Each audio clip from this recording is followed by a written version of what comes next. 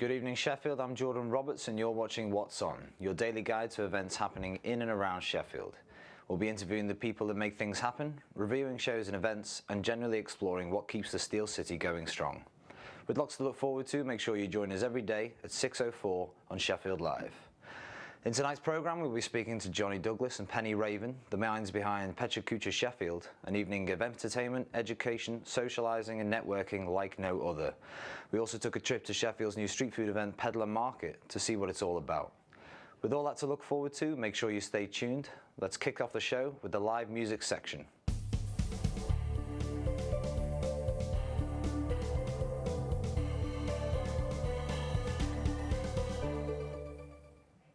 Sheffield band The Hokum will be playing their new album Fools, Mules and Baggage this Friday at the Red House, 9 till 11:30 p.m. It's Wednesday, which means we're getting jazzy. At the Lescar tonight you can catch Jamie Taylor's Outside Line tonight from 8:30, tickets are £5. If you can't make it tonight, then get your dose of jazz tomorrow night at the Cremorne, where Pure Land Jazz will be playing, keeping you tapping your feet and playing the air hi-hat.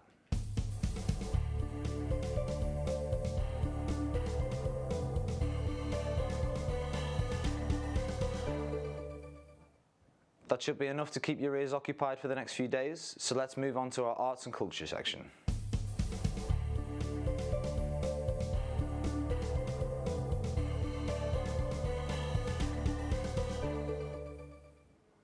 Perch on your stool and set up your easel for live drawing classes at the Millennium Galleries this Friday morning from 10:30 till 12:30.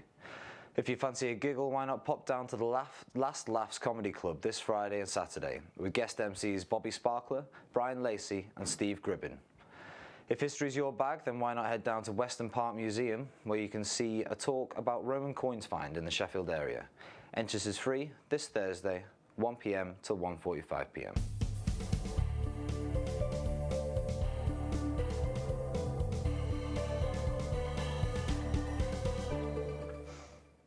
So that's what's going on in arts and culture. Now let's focus on you, the people in our community.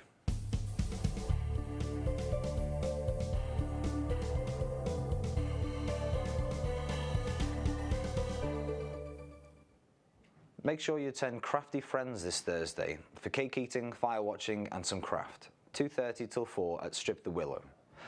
Blue 88 are holding a charity event tomorrow. Pop down for live music, pizza, cocktails and raise money for the Roundabout Homeless charity.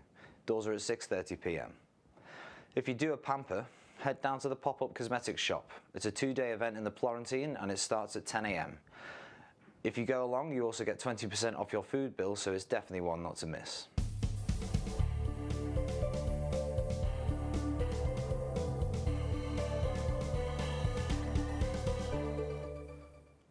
Now we're going to take a look at an interview I did earlier today with Johnny Douglas and Penny Raven from Pecha Kucha Sheffield. Never heard of Pecha Kucha? Well, now's your chance to find out as Johnny and Penny tell us exactly what it's all about. Joining us tonight in the studio we have Johnny Douglas and Penny Raven from Pecha Kucha. Thanks for joining us, guys. You're right. Hi. So what exactly is Pecha Kucha? So Pecha Kucha is basically an event which showcases the well-known and as yet unknown talent of Sheffield to the rest of Sheffield. It exists in quite a lot of silos and we try and break down those silos. We get a really diverse cross-section of creative, digital, artistic, cultural and business backgrounds together in a room having these wonderful experiences of these short little stories that are all only 6 minutes and 40 seconds long. Brilliant. So what are the origins of Pecha Kucha? It started out in Japan in 2003 by a couple of architects, and they were looking for a way of keeping architects on point with an engaging talk. So they came up with a format and they gave them a budget of 20 seconds and 20 images, and the rule was that each slide or picture would auto forward every 20 seconds, and it was really popular and resulted in becoming a worldwide phenomenon. It's now running over 800 cities in the world. We were the 300th city. Wow, so how many events have you done so far? We are having our 17th event tomorrow over at the more delicate, it's the Theatre Delicatessen down at the bottom of the Just Moor. at the Moor, yeah. Yeah, it's a really nice venue. They're all, each time it's a different venue. We keep it nomadic to showcase Sheffield and all that it has to offer in its independent glory. Great. And what's your favourite venue been so far? That's a tricky one. It was great doing the cathedral because it just got that huge sense of occasion. The Winter Gardens was amazing, even with the kind of light issues of it being glass. Our kind of amazing AV tech guys brought 2 projectors down and overlaid the 2 images over the top of each other, so it was really, really clear. But I reckon just for that kind of magic, Indian summer, September, amazing, captured it in the moment with wonderful weather, was Portland Works, in the courtyard of Portland Works. Biggest crowd we've ever had of 200 people, and we did the whole thing in Portland Works with a kind of amazing collaborative performance in the break. Sounds magical. So how do you select your speakers for these events? These days, people tend to come to us and say, I came across this really interesting person, you really need to speak to them, they'll be great for a talk. What we normally do is we set the theme.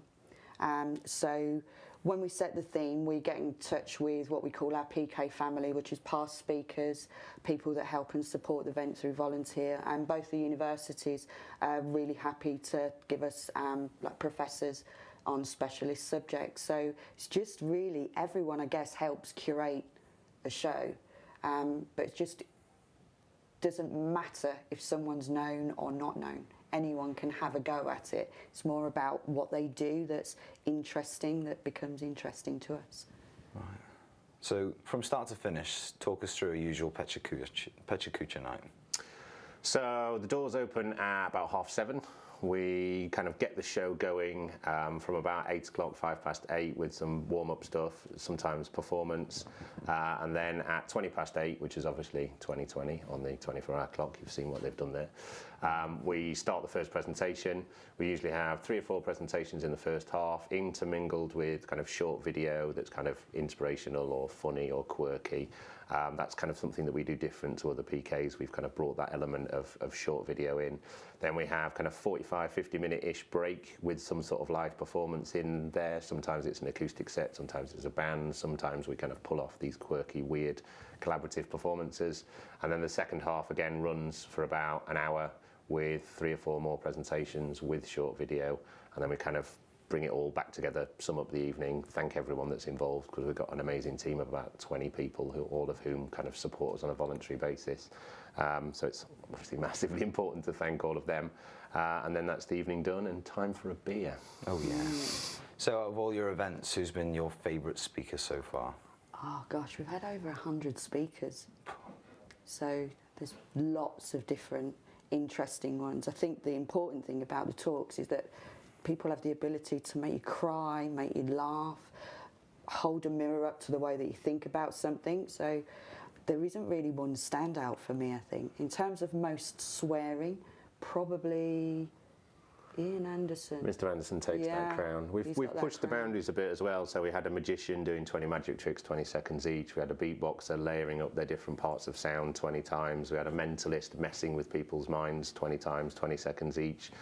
We've had kind of people really trying to change and do what they do. We had a guy who played a violin while he was doing his presentation. Yeah. So amazing. It really is those kind of quirky, diverse cross-section of stuff. Smashing. Well, thank you, Johnny. Thank you, Penny, for coming, joining us in the studio. Tomorrow night, the Theatre Delicatessen at 8:20. I'm going. You should be too.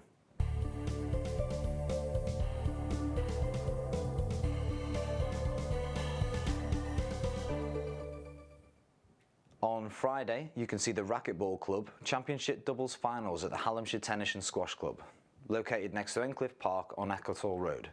This is a citywide competition, so go along to see who Sheffield's best racket ballers are. Aimed at over 50s but open to all, music exercise classes are every Wednesday at 10:30 a.m. till 11:30 a.m. at the Inman Pavilion, Stocksbridge. Get down there and dance off the pounds. Put your hiking boots on and join Sheffield Shamblers every Wednesday. Their weekly health walk commences at 9:45 in the morning until 12 noon and caters for all abilities.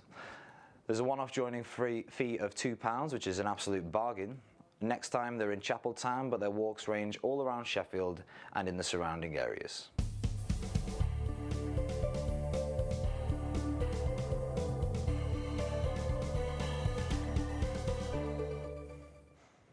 That was sport. Now let's move on to our feature for tonight. We headed over to Peddler Market to tantalise our eyes, ears and taste buds. Here's what's happened.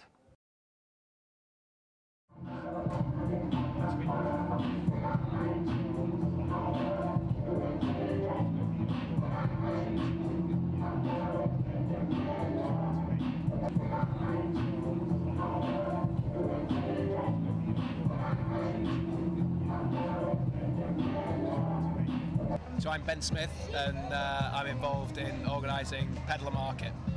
What exactly is Peddler Market?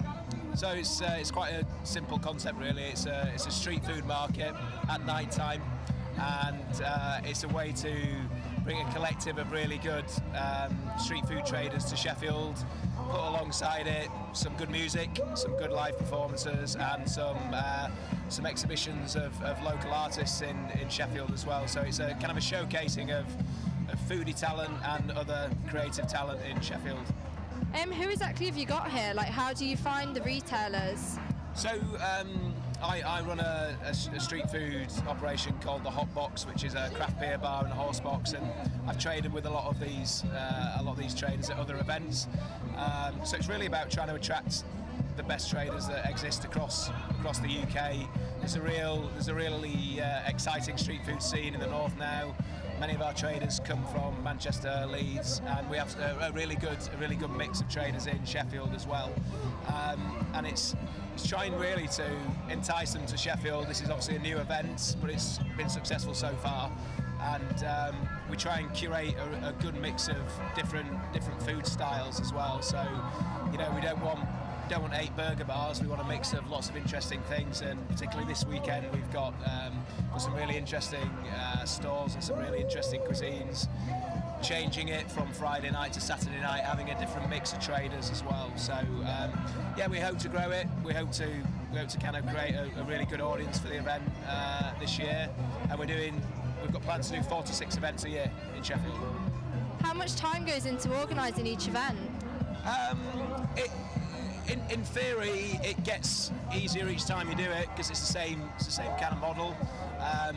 However, we're trying to grow it at the same time, so obviously the mechanics of it become slightly more challenging. We've actually got a brand new site plan for this one. We've closed the road in its entirety, brought traders out onto the road, and that's something we intend to do across the summer when the weather improves. And we're using a really nice warehouse space called 156 Arundel Street, which allows us to spill in and do things undercover, and that's where all the artists are based with their pop-up gallery. So it's a really nice part of town. Like the area is known as the Cultural Industries Quarter. There's a lot of creative businesses here, and that's why we think it's a good fit for the area. We try and kind of bring that talent into the event, basically. So you've got this weekend. When will your next event be? So obviously we're here tonight and we're here tomorrow, and then the next event will be the first weekend of May. So we want to do it in 2-month cycles. First weekend of March, first weekend of May. We're then going to follow on with the first weekend of July. Then we have a little bit of a longer gap and we do the first weekend of October. And those are all road closures here in Arundel Street. Our plan would be that in between that we do a few kind of satellite events in different parts of Sheffield, and we've got plans to do some quite exciting things elsewhere, but they're kind of under wraps at the moment because they've not been organised.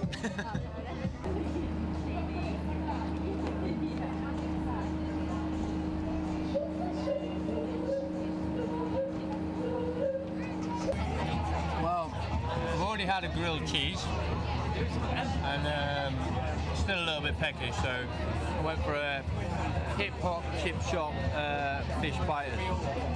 Both have been very good, I have to say. My name's Rowena Wells. I'm an artist based here in Sheffield. I do quite a variety of work, a lot of hand embroidered pieces and drawings like the ones on the walls and paintings, and I also whittle spoons, so I've brought some of those with me today to carve.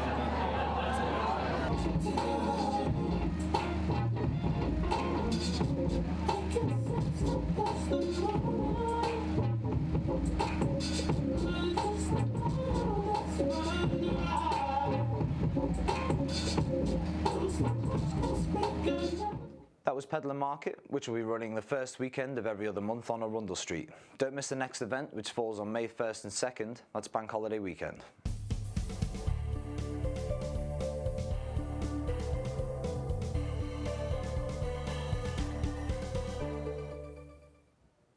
Now we come on to our last section of the show, the social media roundup, telling you what's hot on Twitter. Charlotte at SharBrownXX says, Sheffield weather is so deceiving. What's the point in the sun being out if it's only 4 degrees? Don't worry, Charlotte, summer's coming. Topman are saying, it's all happening in Sheffield. Tomorrow we're taking over. Hashtag Topman24. They're doing a 24-hour takeover of Fargate, on Arundel Street, the Harley and Tampa Sellers Wheel, with live music and special guest Nick Grimshaw. Rob Collins at WRP Collins says, had an absolute blast this weekend at Last Laugh Comedy. I love Sheffield. At X Place Artists, Exchange Place say, at Melloware are having a pop-up shop, 9th and 13th, Exchange Place, Sheffield. The Hatstand Sheffield at Hatstand Chef said, well, jump for joy, it's 2 weeks today. Our pop-up shop will be open Monday the 16th till Monday the 30th of March in Sheffield Winter Gardens.